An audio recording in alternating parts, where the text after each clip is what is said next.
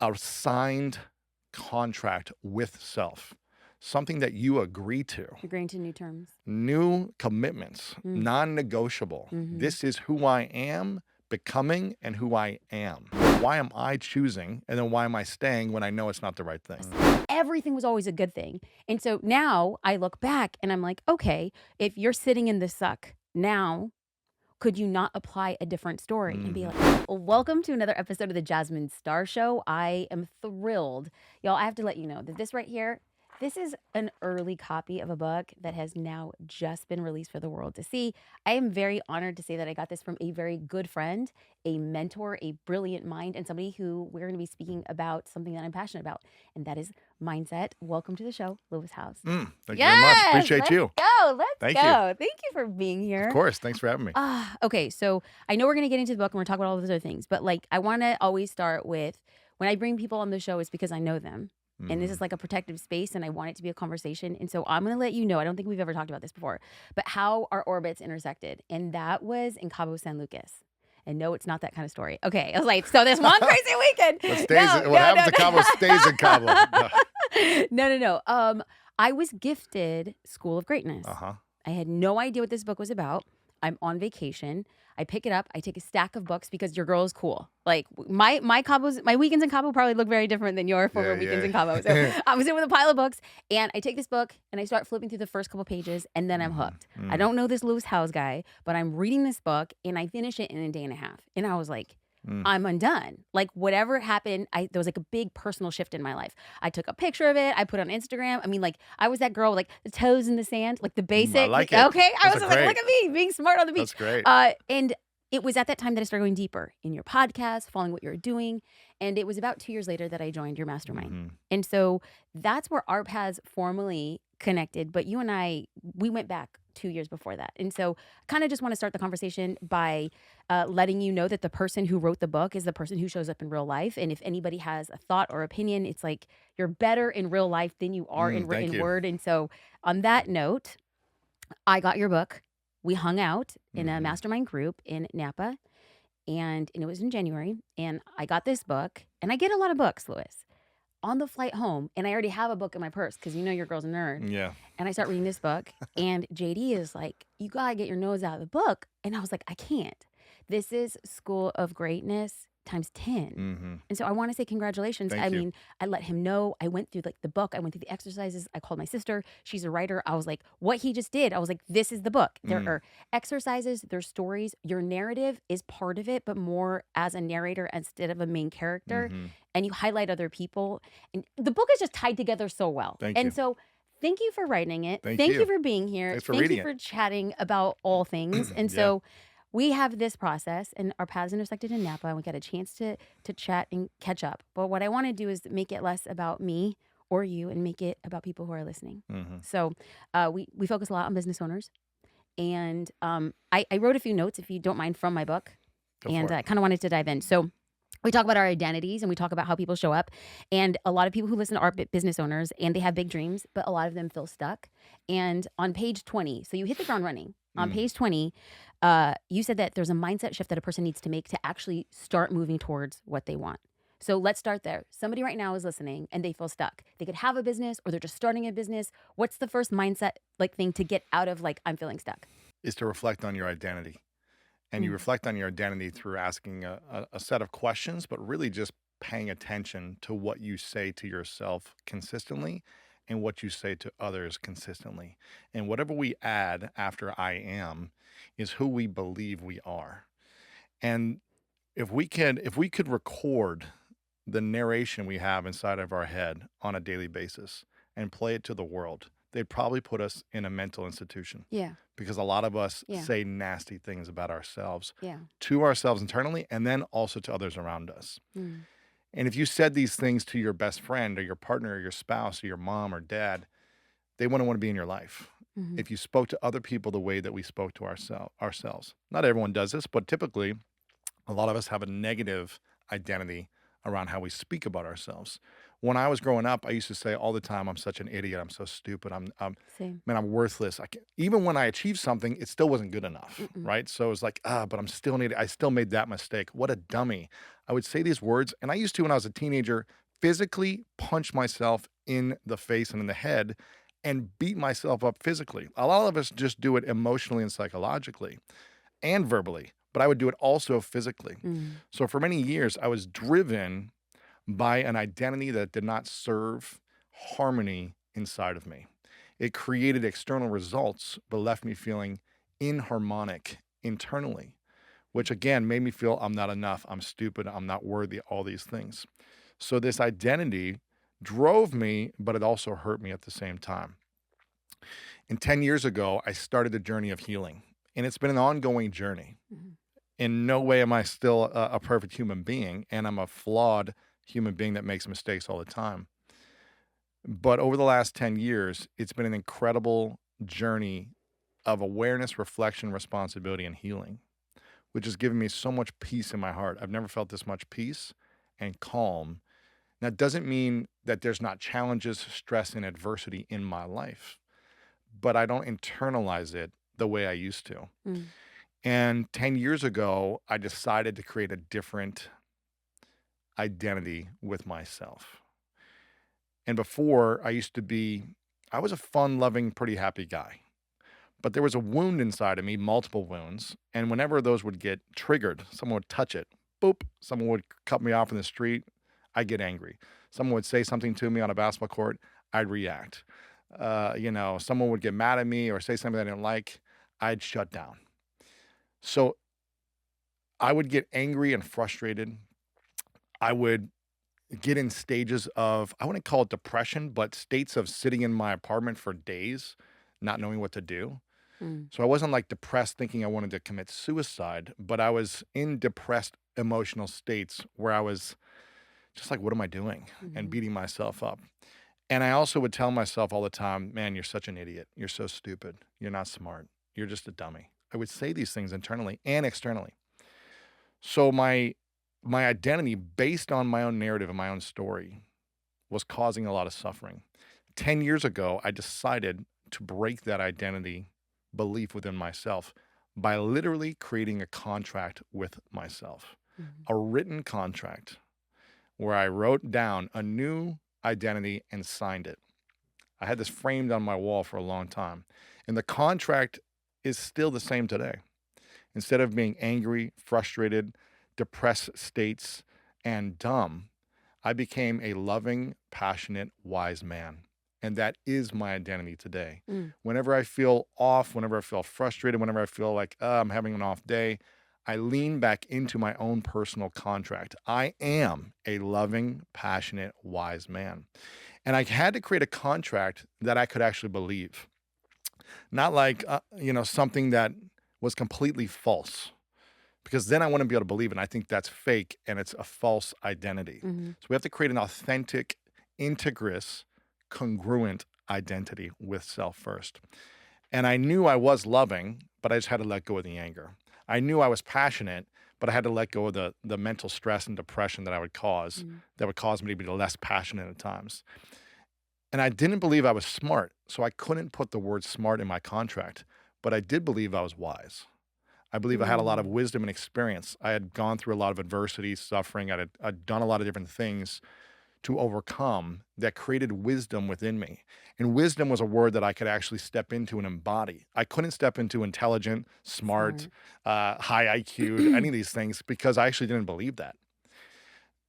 It's shifted over the last 10 years now, but wisdom was something I couldn't fully embrace and embody. And I create new meaning I love it. around the identity. So I created a contract with myself where, again, I wrote it down, I embodied it, I And the signed contract it. was, I am. A loving, passionate, wise man. And we can all, some people you can create a mantra for yourself, but this has to be a signed contract with self, something that you agree to. Agreeing to new terms. New commitments, Mm. non negotiable. Mhm. This is who I am becoming and who I am. So, the you 10 years ago, somebody cut Mhm. you off, somebody pissed you off on the basketball Yeah. court, and you had a reaction, and you would get angry or you would Yes. shut down. Now, Yes. the man that you are today, somebody cuts you off, or people get really tough, or somebody says something that like presses on a wound. What's the Mhm. reaction in relation to the new contract? What I mean, it's rare for me to react. Very rare for me to react. Even if someone's doing something that I don't like, I just kinda smile. I'll just say like, "Come on, buddy, let's go." Someone's like cutting me off, I'm Mm. like, "Come on, buddy," but I'm not reacting from a wound anymore. Mm. I'm not reacting from like an impatience or frustration or like someone is abusing me or abandoning me or taking advantage of me, which was my viewpoint on the world, that everyone was abusing, abandoning, or taking advantage of, Mm. or trying to do something to harm me based on my previous memories of all the painful memories that I've ever had. I had to curl back and heal and create new meaning from each memory that caused me to have a wound that was still open. Because when we react emotionally or mentally, whether it be from anger or frustration, anything that isn't at the highest conscious state, when we react in a different way from a suffering state, a hurt state, a fear state, it's not right or wrong, good or bad. It's just, is that useful and effective to serving a meaningful mission in your season of life right now? Mm. And so I start the book with really defining in one sentence what is the meaning of the mission that you're on for this season. That season could be 3 months, 3 years, 10 years. It doesn't matter to me what season you're in. But can you define in one sentence what you're up to right now in your life? Most people aren't clear in one sentence. For me, it's very clear to serve and impact 100 million lives weekly, to help them improve the quality of their life. It's clear on the mission. The mechanisms may change, the actions may change, but it's all serving towards a mission. So it's easier for me to make decisions, yes or no, of what energy to put out into the world every day based on will it support and serve this mission? Will it help others? And will it give me energy and peace? How does that work? How does your mission correlate with the contract? Now, the clarity in the contract, is your contract still the same, or over the last decade it's changed? It's still the same. My Ooh, contract will good. never leave. My Right, but contract are will the be, terms like the compassionate, loving, I'm a loving, wise, passionate, wise man. Yeah, that's and who I that's am. the contract stayed the same, Yes. and the mission has become what it is. But Talk I've to me had to how learn the how to heal. Step one is, I mean, identifying first and facing yourself in the mirror. 10 years ago, right before I created this contract, I looked at myself in the mirror and I didn't recognize myself in a bad way. After I had a pretty bad fight on a basketball court, and I was just having breakdown after breakdown after breakdown in intimate relationships, business partnerships, friendships, and just life. I was Mm. just not showing up the best version of myself. And I remember after this fight I got in, I looked myself in the mirror and I was like kind of shaking and trembling, and I just didn't recognize who I was. I was creating out of fear, resentment, and anger, not from love, abundance, and empowerment. Mm. And I realized, okay, this way of being, this way of thinking got me certain external results. And at the same time, left me feeling extremely sad, alone, and suffering internally. Mm. So it was a false sense of working. It worked in terms of success, I guess, externally, but it's not the way I wanted to feel internally. So I had to kind of fully look myself in the mirror and say, what are the things that are working and not working? And again, healing is a journey. It's not a one-time moment. It's not like, okay, you're healed overnight once you're aware. It is a journey of facing yourself consistently until your nervous system truly is not triggered by emotional reactions. Mm. And I'm not saying don't be prepared if there's a fight or something you got to do to protect yourself. But when it's psychological and emotional triggers, that means there's a wound inside of you that something is boop is poking you, whether you see something on TV or someone says something or someone forgot to do something and it triggers you. That just means there's a wound inside of you. It doesn't mean you're good or bad, right or wrong. It just means there's something inside of you that is still hurting you. Where did that come from? So I had to face every memory on my phone for a long time. I don't have it anymore, but on my phone for a long time, I used to have a screensaver. Now I have it of my girlfriend Martha. But Yes. I used to have a Can I screensaver was it you as a child? of a 5-year-old. Yeah, Yeah, I remember this. he's a 5-year-old. I used to have me on my screensaver. This was about 2 years ago, as I really started to dive in deeper. I started the healing journey 10 years ago, and continued to improve, but there were still things inside of me that I was repeating that I wasn't conscious of until a few years ago when I realized, okay, I'm still entering committed relationships that are not aligned with my values, vision, and lifestyle because of a wound. So I had to face myself and ask, why am I repeating and attracting certain types of people? Mm. They're not right, wrong, good, or bad. It's just we weren't in alignment. But why am I choosing? And then why am I staying when I know it's not the right thing? What is inside of me that is wounded, that is causing me to abandon self constantly, that is causing me to give in, to please, to buy peace as opposed to being peace, as opposed to aligning myself Mm. as peace in every environment. And that was, 6 months of intensive therapeutic healing modalities to support me in creating new meaning around other memories from the past that I still hadn't mended. Mhm. And when we can create new meaning around these little traumas, big traumas, painful memories that we've suppressed for so long, or just tried to block or just not think about, and we heal, and then we can face those things. Really, it's about the awareness of it and then integrating it as it comes to you. Being able to sit with the uncomfortableness, the frustrations, the pain, the stress, and calming your nervous system in the face of it. It's not running away. It's not removing yourself Right. from the situation because it's going to keep coming back. Right. So it's learning how do I navigate my emotions when someone is doing something that I don't like, or when I'm in a situation that is scary or vulnerable or upsetting or hurtful to me. How can I learn to create new meaning so that my mind and my heart are in coherence? That when this happens in the future, because it will happen again, I can navigate it with harmony and peace. It doesn't mean I have to stay in these situations, but I can navigate it without being so Differently. reactive and Okay. and frustrated and consumed by what other people are doing. Okay. So we're gonna go back to the original question, Hmm. and I'm gonna repeat back what I heard, Yeah. a distilled version. Somebody's stuck, and I put it in terms of professional, but we could be stuck in Yeah. familial, relationship, finance, business.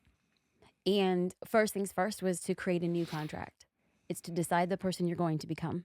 And in the process of deciding who you're going to become, if you're experiencing the same pitfalls, the same gaps, the same Mhm. triggers, there is some work that is to be done. Mhm. And when you realize, and maybe not everybody has to experience this. Maybe some people are like, the new contract becomes a new contract, and I haven't gone through enough or different things in my life to affect it so I can move forward. But for those of us like myself who decided, just like you, and maybe not in the terms of like a formal contract, but something did happen very similar, and I'm going to decide to become this type of person. And what I experienced is very much what you experienced, a lot of triggers and a lot of Mhm. depressive states and a lot Yes. of what if. And I too had to do the work. So if there are people who are listening and you realize you're stuck and you decide you're going to create a new contract that speaks into the mission and you realize there are similar pitfalls, it's time for us to do the work. It's time for us to get outside help. Yeah, but Okay. it's always time to do the work. Always. It's Yes. just because I feel like I'm in a beautiful state internally doesn't mean I don't keep going to an emotional coach That's for right. That's right. prevention, for That's right. A for tuna. growth, for Yes. yeah, and I go a couple times a month. Same, same. Not because I need it, but because I want to stay in this state.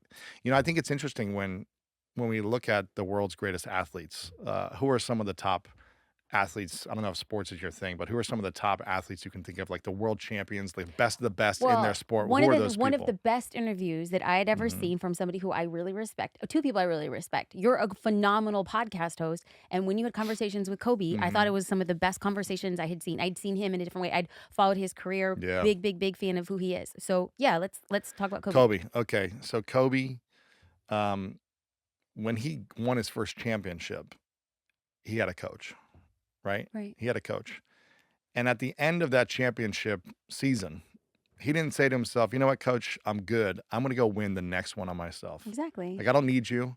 Thanks for getting me here. I figured it out how to win, and I'm gonna go coach myself." Right. He actually hired more coaches, Yes, he did. specialists, experts, and he said, "How can we become better? Give me more feedback. Help me improve my game more." That's right. And I think when we are specifically navigating life with a lot of different human beings around us, and we don't have support I agree. emotionally, mentally on how to navigate the world of humanity and all of the beauty and the mess that comes with it. I just think it's hard to do it on our own and hard to Mm. be peaceful and conscious and say the right things Mhm. and not be reactive on our own consistently. I'm not saying we can't do it on our own, but I Mhm. just think it's harder. Mm. And I think we can be elevated if we have support. I'm not saying you need to hire a coach or a therapist, but find a mentor or a guide or a personal advisor in your life who's doing a great job and ask for support once a month. Say, hey, can I jump on a call or can you give me feedback? And just get that guidance. And I think that's really powerful. So before we started recording, Lewis and I were having a conversation. I said, Lewis, when I dropped my podcast, I reached out to you and I said, I have this idea for a podcast. The podcast hadn't dropped. And I'm like, I want you to be one of the first 5 episodes. And like now that I have a podcast, I was like, Hmm. Lewis did me, okay, I knew at the time you did me a solid. I just didn't know the gravity of the solid that you gave me because like nobody wants to be in the first 5 episodes. Like nobody's listening. And you're like, all right, Jasmine, I'll do that. So the reason I'm giving a shout out to that particular episode is Hmm. because when you had said right now, even if you can't afford therapy, and what I want to do in the show notes is offer different forms of therapy, ways that could be like either subsidize or help people afford therapy. But one of the things that you taught in that very first episode that was one of the best of the first 12 months of the podcast was learning how to ask for what you want. Hmm. And it's such a foreign concept. So when you're like, ask for somebody, meet with somebody for once a month. I hear this, like the old version of me would hear that and be like, who's ever going to meet with me once a month? Like if I can't afford it. And after I've met people like you don't get what you don't ask for. And having Hmm. like the bravado, the audacity, the chutzpah, the Yeah. ganas to ask for it, like people say yes. And Yeah. you so live that valiantly. So I want to reiterate that. So we'll add those to the show notes. We'll add a link to the previous episode. Hmm. We'll also add a couple other resources for people who maybe can't, who Sure. immediately say, oh, I can't afford that. Yeah, but So, I'm just a big believer that healing is the path. It's the way to constantly face yourself. I wish I would have looked myself in the mirror sooner hmm. because I would look in the mirror, but I didn't truly see myself before. I would do my hair, or I would check myself out and, pose to see what do I look like in front of a photo or something, but it wasn't seeing myself authentically. Well, And what I made wish I you would see have yourself? all the breakdowns I Yep. had. I Same. mean, me being like shaking after this fight I got in, coming back and kind of shaking with bloody knuckles and being like, who am I? Who am I? What am I doing? How have I gotten to this point in my life? Mm. What if, I could have gotten really hurt? What if I really hurt this other person? What if someone stabbed me? I don't know. Like, what if? And I just started to really look in the mirror and be like, man, I'm not liking the person I'm becoming internally.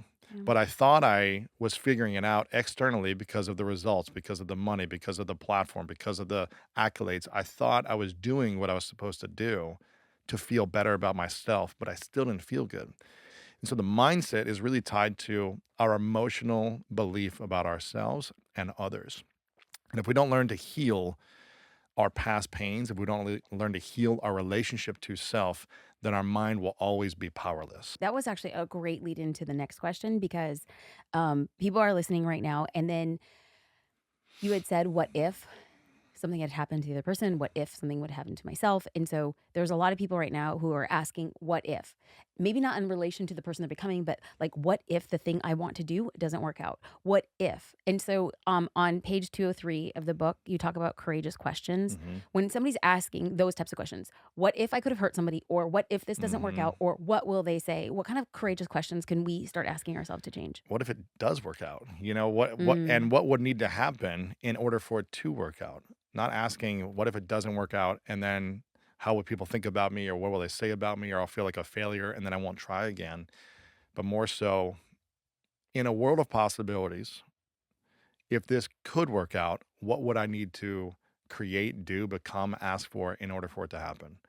Maybe it doesn't happen in the timeline I want, but if it had to happen, who would I need to be? And I think mm, when you ask who you need to be, that's when you face a lot of your fears. And I have a whole section in the book about creating a fear list and writing down an entire list of all your fears and insecurities. When you have these fears that are consuming your energy, that are holding you back from taking action, again, this is not a conversation of you're good or bad, right and wrong.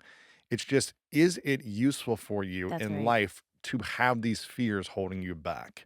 If it's not useful, then it's going to take courage for you to act on them consistently until you overcome them. Mm, You cannot outthink your fears. You cannot out strategize your fears.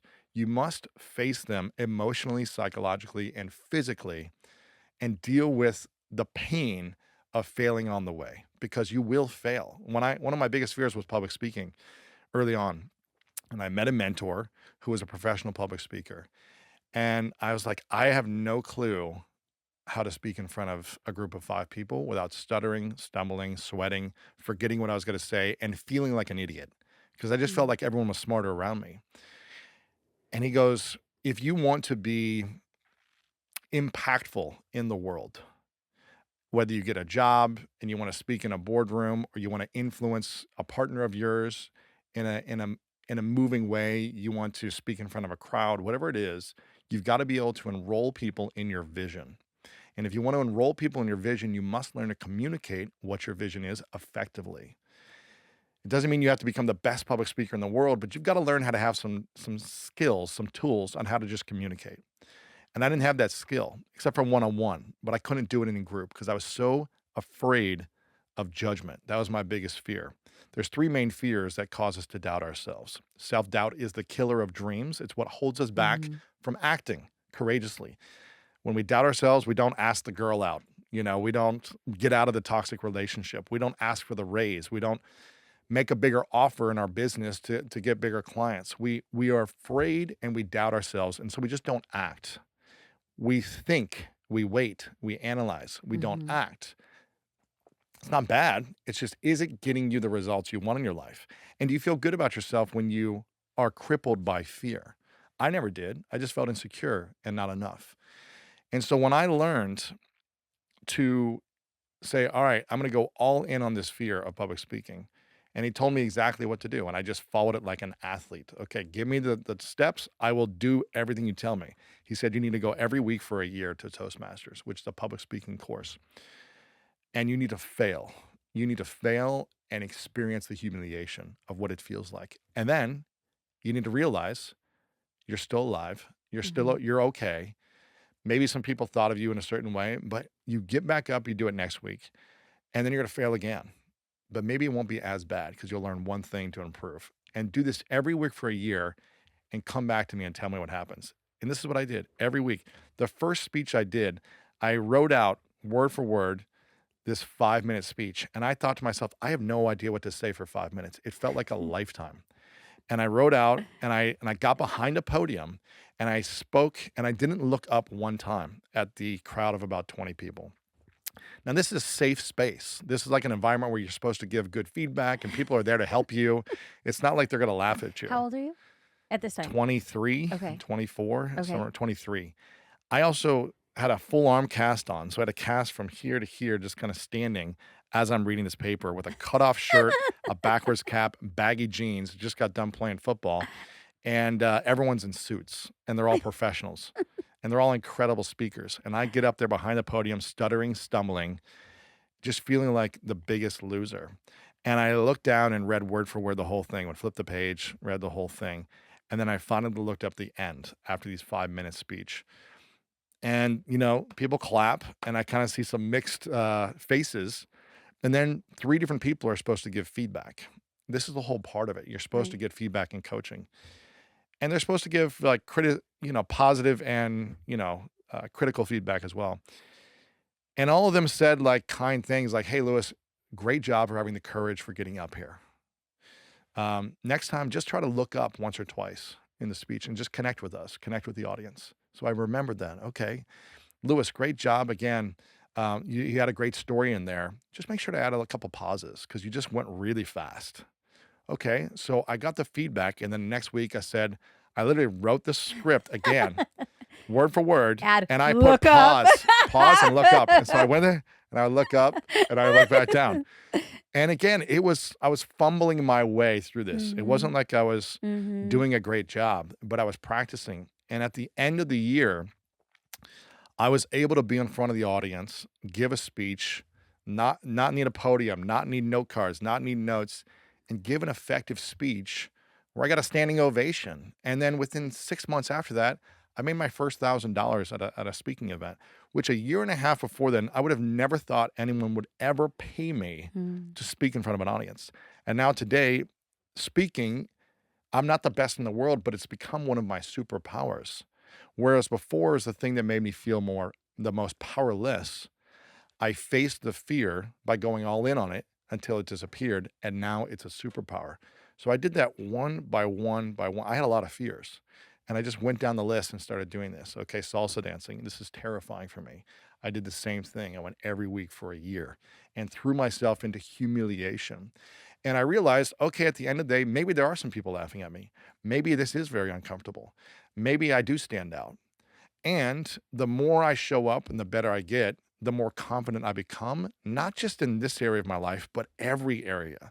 Because when you overcome one thing that's a fear of yours that cripples you, that causes you to doubt yourself, it expands your ability to be confident in every other area of life. Mhm. These things I did in my early 20s allowed me to take so much action in business in my mid to late 20s where I had no place Yeah. of doing the things that I was supposed to do.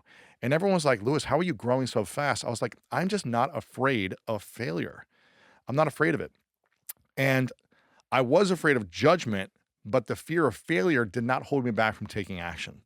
Now, I still would get reactive when people were critical or would leave nasty comments online or all these things. I still had that wound, but I was driven to succeed. And so I wasn't afraid of failure or success, but it was the fear of judgment, which was making me feel not good inside. Most people are afraid of failure and success. Those weren't my fears. Judgment was. And Mm. it wasn't until 10 years ago when I started to face the wounds where I was able to do the things that I love and not worry about the criticism anymore. It doesn't mean I don't pay attention and I take what's useful and I say, okay, how can I improve this for myself? But I don't react to all the criticism that I used to 10 years ago. I'm gonna repeat back, what I heard is for anybody who's asking what if, the courageous question, the simplest courageous question that you could ask is, well, what if it does work? Could we not just hold space for Mhm. the best case scenario? And who would I need to And be who would I need to be? and what would I need to let go of in order to make it happen? And then once you have answered those questions, it is to step into the uncomfortability. And it's to do it again and again. I have to tell you though, Mhm. we had a conversation a few years ago and you had said that you had given me a challenge, and that was to it's so stupid now that I say it out loud, but still it makes me a little pasty mouth when I talk about it because you had said you should ask for hotel upgrades. And I was like, Mhm. what are you talking about? I'm like, I paid for a hotel room. You're like, no, always just ask for an upgrade. Yep. I thought it was such a foreign concept, Lou. I was like, wait, what? And you're like, just ask for the upgrade. And I thought it was ludicrous. I talked to JD and I was like, I could never. And JD just loved the idea because of how uncomfortable it made me. And so he's just like, okay, we're checking a hotel. You can ask. And I was like, Mhm. excuse, do you, Did you get it? yeah, Exactly. not every time, but Yeah, yeah. more than if I had not asked. Almost every time I go to a store, almost every time, I ask for a discount. We were furniture shopping. Me and my girlfriend are moving to a new home, and we were furniture shopping this last couple weeks.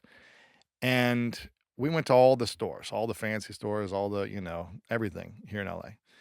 And every time I said, okay, what's the price on this? And they would tell me, I go, what's the chance you can give me a half off? I can't give you half off. Okay, can you give me 20%? Well, let me go ask the manager and see what we can do for you. Okay, cool. But were they expecting anything in return? Like, did they know who you were? Like, No, would you, why do they is need your, to know who I am? I'm buying something from them.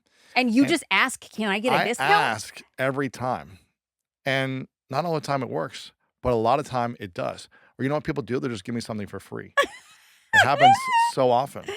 And it's a practice of dealing with rejection, Yes. embarrassment, That's humiliation, uncomfortability, yeah. and putting myself out there. But the more I do it, the more like my girlfriend kind of laughs now because she does it all the time now too. She's always like, "Oh, can we get a discount? Can we get this?" And it's not that I'm, trying to be a discount buyer. It's a practice of getting what I want. It's a practice of putting myself out there and exploring a world of possibilities. Right. And life is a game of enrollment. You're either enrolling people in your vision or you're unenrolling them and they're enrolling you on why they don't believe in it. So if you make a strong enough case with your energy and your way of being and say, hey, listen, man, I kind of did this with like buying the home that we're buying right now. We got it for like 1.5 million off of like asking price. And I just said, here's my vision. I'm not paying more than this. They came back and we negotiated and I just said, I'm not paying more than this. And if we don't get it, we don't get it. But my vision is this. And I kept speaking my vision Did into you the literally universe. say, "But my vision"? So you're talking to the realtor and you're like, It's "And my with vision is this?" Martha. This is my Okay. vision. Yeah. Okay, got And it. with our realtor, not with their realtor, right? Got It's it. like, this is Okay. the vision. This is what we're standing in this. Use your voice and enroll the other realtor and the So owner in this. first you had to enroll Martha because I spoke to her a couple weeks ago and she Mhm. loved the house. Like, she was Yeah. just like, "Oh, I It's love a it. dream house It for is." her. That's what she had said. Mhm. And so, as a woman, when you see your dream house, we're just like, And you don't happy. no, but that you And then can't you had to say, "I gotta enroll you in no. the this is the I said we're vision." not paying more than this. Okay. And this thing was $1.5 million JD more. is not listening to this episode, FYI. I'm like, "He's banned." No, but it's just creating a different culture with yourself and with the people in your life that here's what I'm about. I don't want to overspend on everything. I'm willing to on some things that I'm like, I just want it. I'll pay whatever it takes. But it's just a practice and art of trying to get uncomfortable in every situation. Or if Wow. I'm selling something, I'll try to sell for more.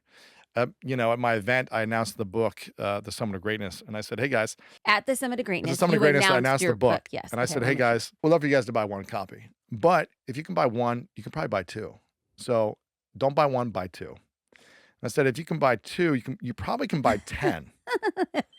So buy 10. And then I enrolled them in, are there anyone in your life that might feel stuck or might feel they want to like let go of something? Like, think about the people in your life that you could support and be a champion for by giving them this wisdom. And this wisdom is not about me. It's about all the neuroscientists, therapists, brain surgeons, Mhm. doctors, world-class athletes, billionaires who overcame self-doubt, and they're sharing their tools and the research and the science backing it. I'm just showing myself fumbling through life and making all these mistakes to back it as well, but they're the ones telling the story. So if you care deeply about people in your life, get 10 copies and give it to them. You'll be a champion for them. And so it's speaking into a vision of what's possible. Not everyone bought 10 copies. Some people bought 100, some people bought 500. But if I don't ask, it's not going to happen. And, people ask me all the time, hey, Lewis, I want to do a book buy for you. I want to buy some in bulk. How many should I buy?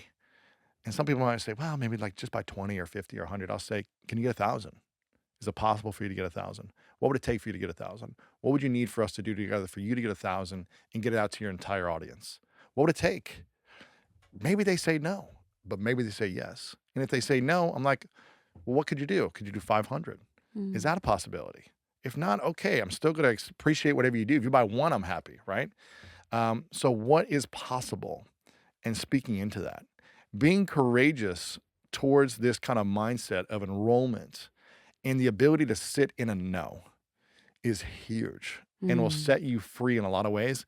And it starts to unlock abundance in ways that you didn't even know were possible when you can ask these questions. And sit in the know. Mhm. That's one of the reasons why I had invested pretty significantly to go through the mastermind because I feel like when I get closer to a particular light, it forces me to shine in a different way.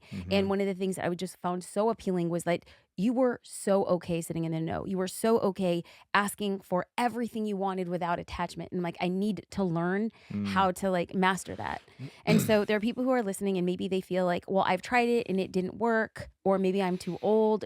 Like, there's so many stories in the book, specifically chapter 14, how you were talking about challenges, and we face challenges at any point Mhm. in our career, our lives, our relationships. So now when you face a challenge, what does your mindset now tell you that is different than what it once was? Let's play it out. Let's play it Mhm. out. Can I spill the tea? Like, we got here and you shared good news to me. You're like, we're closing on the Yeah. house. Like, Yeah. and I spoke to Martha like maybe a month ago. So this has been It's a been a process. 2-month process. Yeah. Yeah, so it's been a minute. So what happens if they said no? I mean, obviously, we're not even putting it out there because you guys already Yeah. guessed, but Yeah. let's play it the other way.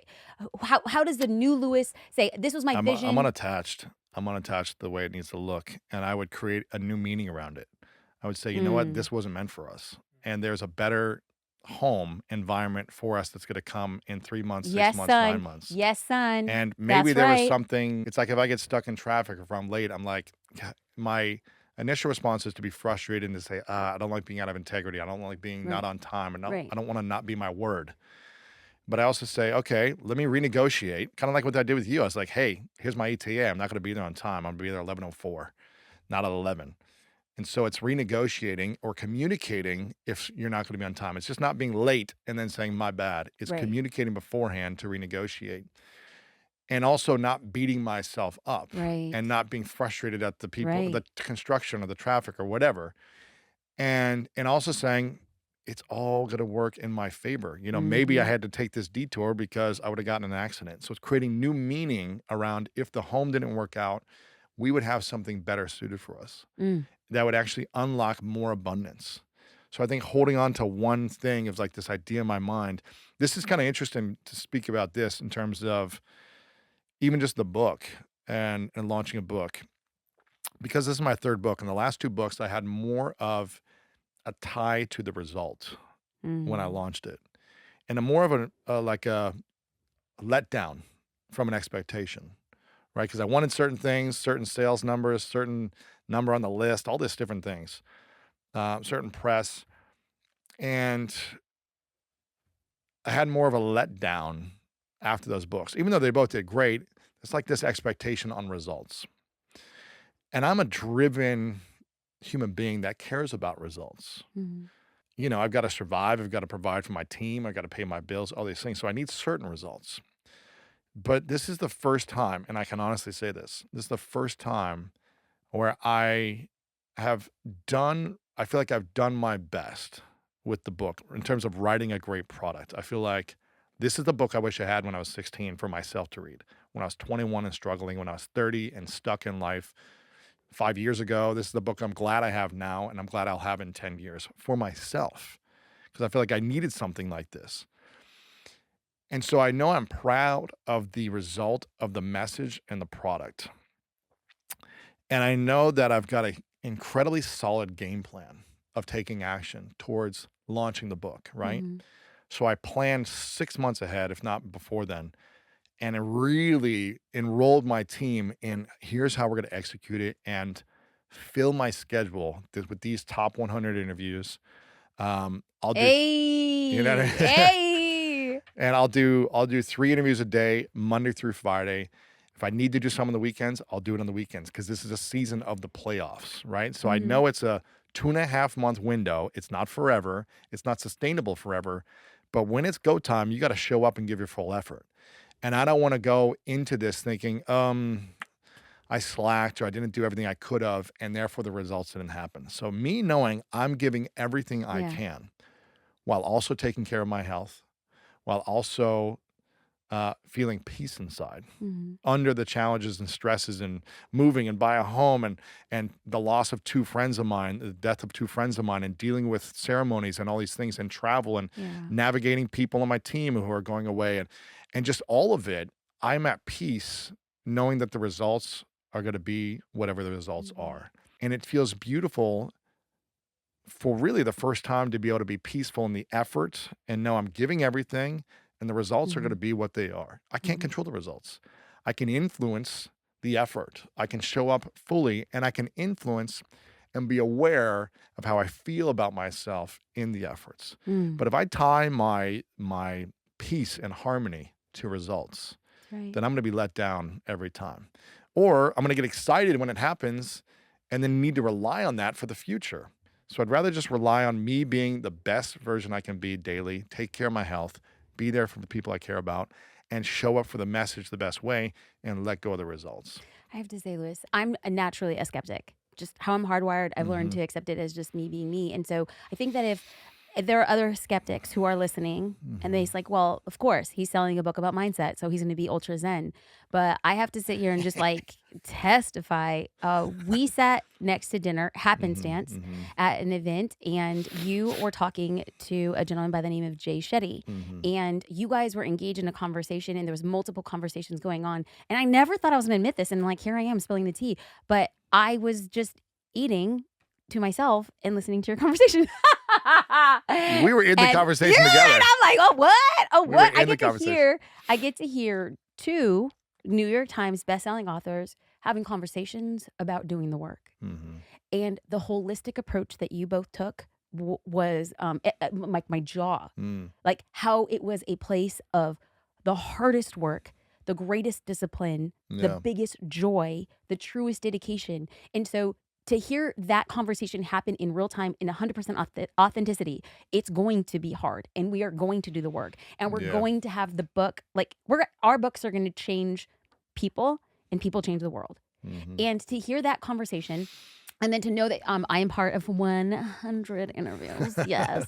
And then to know that you are flying to Austin to do interviews, and then that night you're gonna fly to Nashville and do Uh-huh. 3 other interviews, and then you're gonna fly home to honor a mutual good friend's passing. Mhm. It's a lot, and to Mhm. see that person of authenticity then, now, and in the future has been really, really amazing. Mm. And so Thank you. as we kinda, like, close it, what are some of the things that you see as trends, right? You are a person of influence, and you are around people of influence. And so of these situations and people and things, and you get a behind the scenes look at that. Uh-huh. What are common things that pop up amongst people who are influential, hard workers, and successful, that are the same things that appear to other people who don't have those, whatever, perhaps questionable, visibly markable indicators of success? What are the things that commonly pop up in both segments, but the reaction between the two Mm. are different? What are those things that, like, let's just dismantle this idea that some people go through some things and other people don't, and they're the lucky ones? What is, like, that mindset you kind of see is like, oh, this is a similar pattern? Well, I mean, I think it's interesting because I'm gonna be mindful of what I say here, but No, don't. Are you kidding me? well, I'm not gonna say people's names, Oh, right, right. but I wanna be mindful of how I say this because we were at a mastermind together, and I was noticing that here are some of the most, I guess, successful people in our industry who have done a lot of the things that people wanna do. Number 1 New York Times bestsellers, big shows, big businesses, big impact, big platforms, audiences, etcetera. And I wasn't there for the second part of the mastermind 'cause we had to come home, but for that first day, it seemed to me like a lot of people were struggling. I don't know if you noticed this, but it seemed to me like a lot of people were stuck, It was blatant. living in fear, unsure of their next move, Yes. were afraid to fail, and what if it Yes. doesn't work out? And I Yes. was just noticing it. Again, this is not like a judgment or anything like that because I've been there many times before. Um, so I don't think there's anything different from a lot of people who have made it or are doing it, and people who haven't made it and are doing it. I feel like both types of communities struggle with insecurity, self-doubt, 100%. and what happens if it doesn't work out. There's a weight of responsibility that I think once you've achieved success, a lot of people are afraid to then lose it, or they're afraid of, again, the opinions of others, the judgment, or what if I can't repeat it? Right. Then am I a failure? I could Right. get here, which took a lot of effort, but how do I stay here and how I stay at the top or at the Mm. top of whatever I think is the top? And I think that's why the practice never stops of loving and accepting who you are. The healing journey doesn't just finish once you've got some result or a New York Times bestseller. It doesn't mean, okay, now I'm worthy and deserving. It is a constant art of accepting and acknowledging who you are, taking full responsibility for your life, and saying, I want to improve and grow constantly and consciously. And I think the difference between a lot of people is just the people in our group were willing to act courageously to get to where they are. And again, what holds everyone back is the fear of Mm. failure, success, or judgment. These 3 fears that cause us to doubt ourselves. So in that room, again, not everyone was this way, but a lot of people were doubting themselves. Okay, I've done it once, but can I repeat it? Right. And so the doubt is the biggest killer of dreams.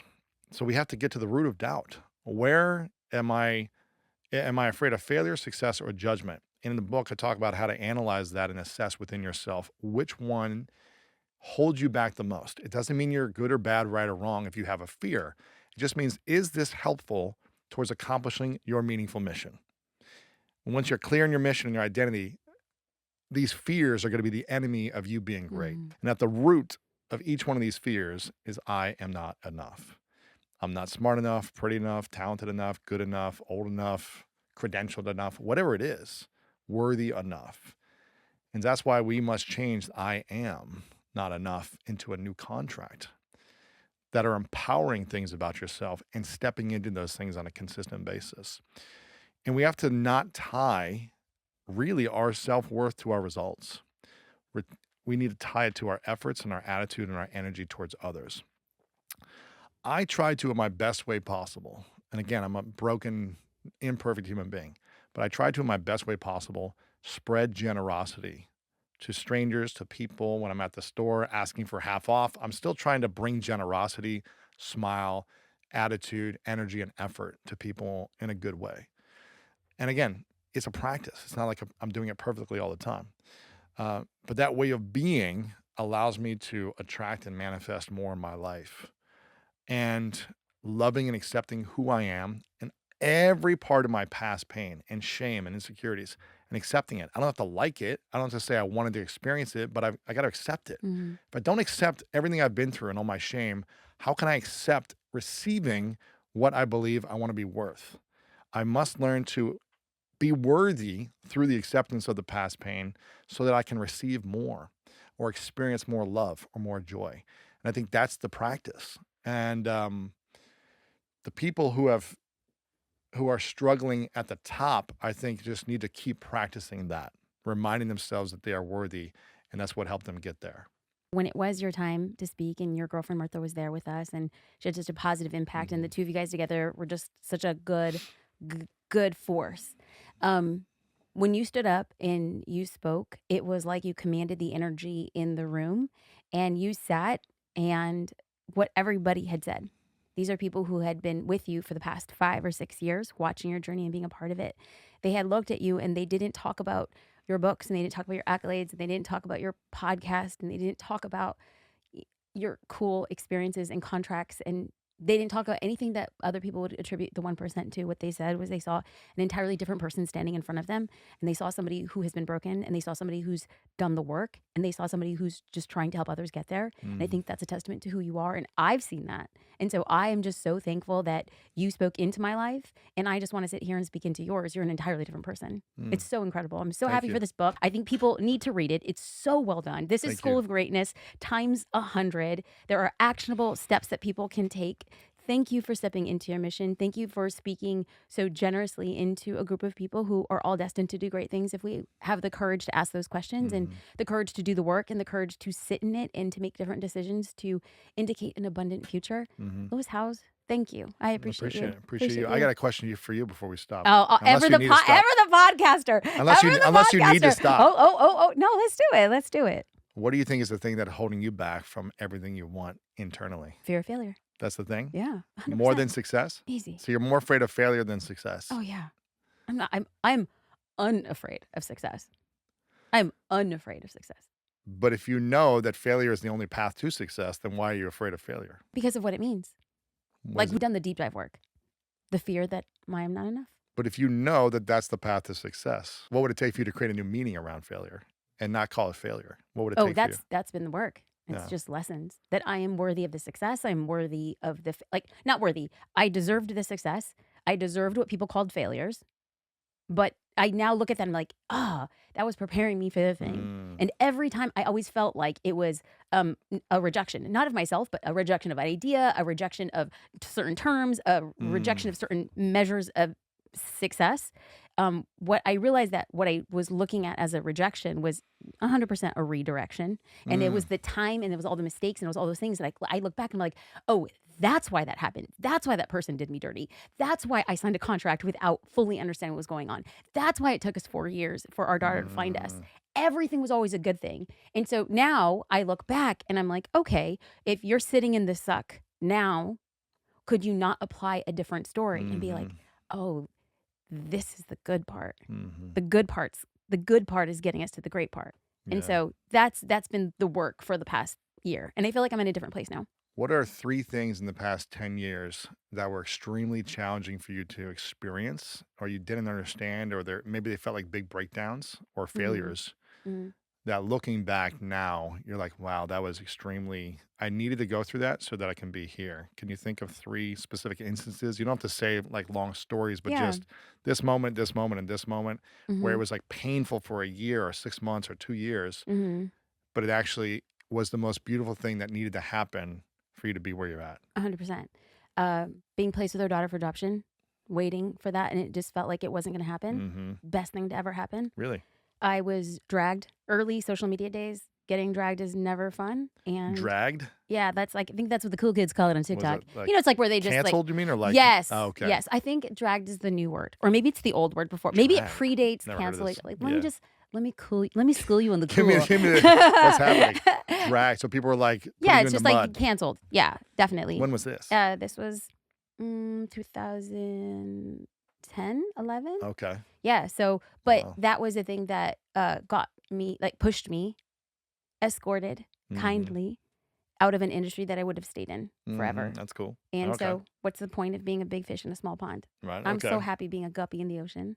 Okay. Okay. So what was the third And thing? the third thing was having launches or businesses, ideas that you thought were like a shoo-in, and they just fell flat. And you think, oh, like, I just bet the farm, I'll never come back from this.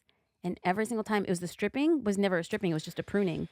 Came back like, Wow. the walnut turns into a tree. That's cool. Yeah. So I think there's something that I went through a few years ago. It was like 4 or 5 years ago. That was kind of one of those moments where I was like, man, I don't like this feeling. And I was meeting with Robin Sharma at the time. I just interviewed him, and I was like, man, I'm kind of going through this thing. It's kind of frustrating. And he goes, this is a spiritual purging. And you've got to cleanse your ego. And you got to be willing to like let people think certain things about you and have opinions about you, even if it may just be gossip circle. It's a good thing to purge your ego and go through a spiritual cleansing. Ooh. And he said, you're going to look back and this is going to benefit you one day in a big way. And after that moment, I was like, God, I started thinking back like on my injury and like not being able to have my dream of playing football anymore and being on my sister's couch and kind of all these things that happened where I was struggling, the different breakups I went through, just all the different stuff that I went through. Sexual abuse that I experienced, my brother being in prison, my parents getting divorced, and just, feeling like unsafe in the household growing up, things like that emotionally. I remember saying to myself after this, 4 or 5 years ago when this happened, I was like, I really need to start having future hindsight now. Because I always talk about hindsight's 2020. Like, yeah, we can look back on these 3 things in the last 13 years since 2010 that happened to you that were like, this is actually the best thing that happened. Yep. And if we can be in the mess and in the stuckness and in the frustration and the confusion and the unfairness and say, in 5, 10 years, this is going to be the best thing that happened to me. It's going to be, and I don't know what it's going to be right now, but it's going to be the best thing. And when we create that new meaning around it, that's what actually got me through the last kind of like frustrating time of dealing with stuff. I was just like, this is actually going to be the best thing for me. So I should be excited about this time because it's going to give me the tools, the lessons, the whatever I need to break through the next level. And so that future hindsight now is a great exercise in practicing and allowing you to say, this isn't fun. I don't want this. This sucks, but I'm going to claim it and I'm going to make the most of it. And I think when we start shifting that, it can help all of us. Ladies and gentlemen, Lewis Howes, The Greatness Mindset, Unlock the Power of Your Mind and Live Your Best Life Today. If you love supporting small retailers, small local bookshops, y'all, let's support them. Local Barnes and Nobles. I still want to walk into Love a Barnes. Barnes and I Nobles. still want to walk into a Barnes and Noble, Love buy it. your books. But if you are near your phone and that's what you prefer, you can go to Target, Amazon, any online retailer. This book is actually, let me practice. If you can buy 1 book, you could probably buy 2. And if you could buy 2, you could buy 10. And you're not buying a book, you're buying a way for somebody to get unstuck and change their life. Let's go. Ladies and gentlemen, how'd I do? It was great. I love that. I love that. Hey, Lewis, thank you. Thank you so much. So much love for you. Thank you. Appreciate you. I appreciate Appreciate so you. much. Thank you.